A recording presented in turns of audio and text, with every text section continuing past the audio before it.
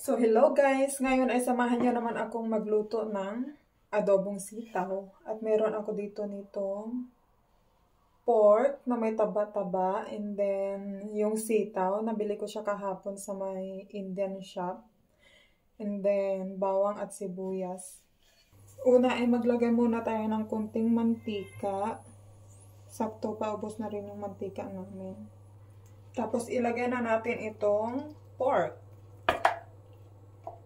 Tapos, iprito lang natin hanggang sa medyo lumabas na yung mga mantika.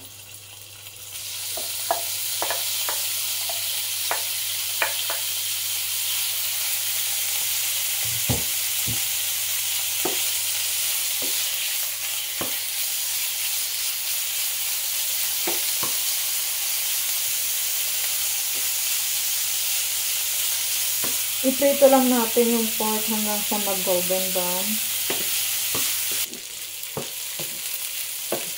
Ayan, nagisa ko na yung bawang at sibuyas. Isunod naman natin itong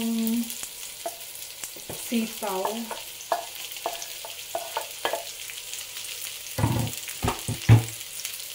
Kunti lang yung niluluto ko guys dahil ayaw naman ng kasama ko. Hindi siya kumakain ng sitaw. So, ako lang yung kakain.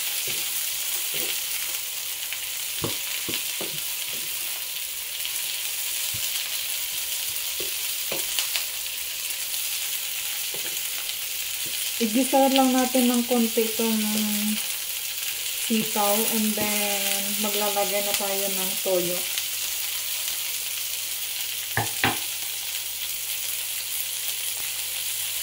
Tansyahan na lang yung dami ng toyo.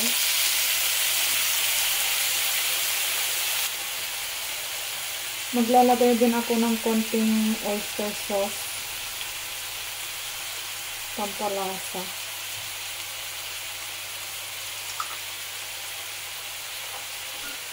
Tapos paminta.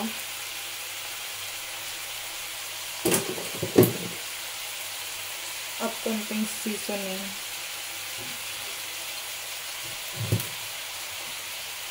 Tapos haluin lang natin.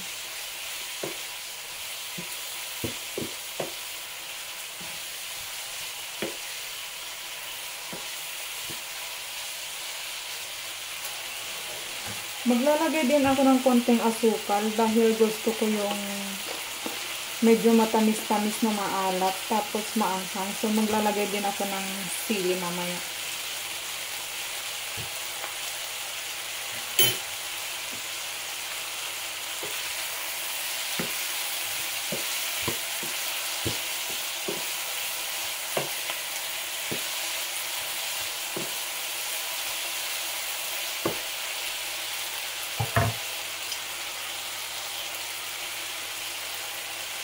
Ito yung chili oil na ginawa ko. So, ito na lang ilalagay ko na pampaanghang dahil walang fresh na sili dito.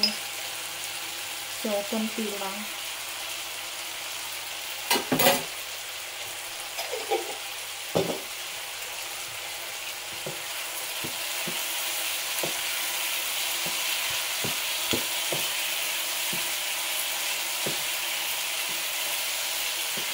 Tapos, ang gusto ko sa sitaw, yung parang overcooked na siya, so malambot.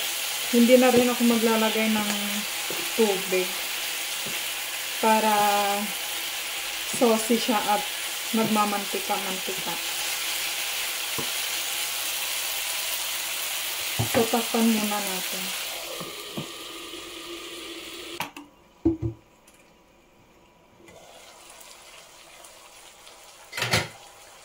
Ayan, medyo nagtubig na rin siya ng konti. At medyo overcooked na rin yung sitaw. Maglalagay ako ng konting suka.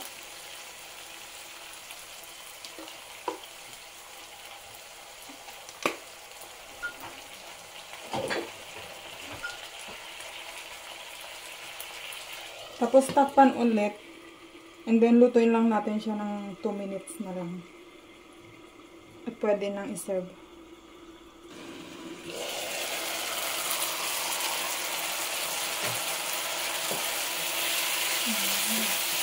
Wow, ang bango. So,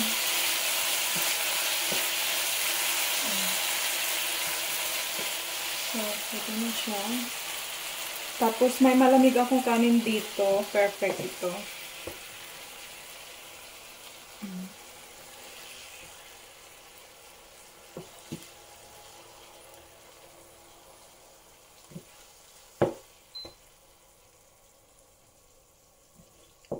Wow, ang bango. At syempre, titikman na natin.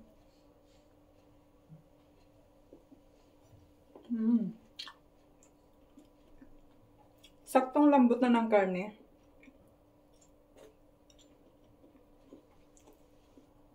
Tamis alat tapos maanghang siya.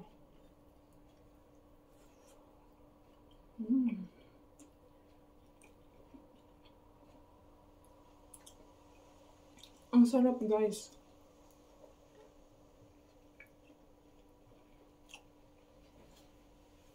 Na-miss ko talaga itong Filipino food.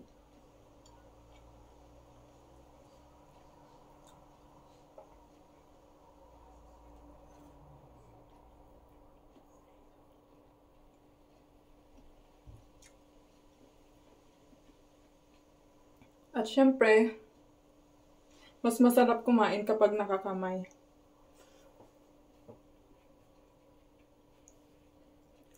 Kaya, hanggang dito na lang. Bye.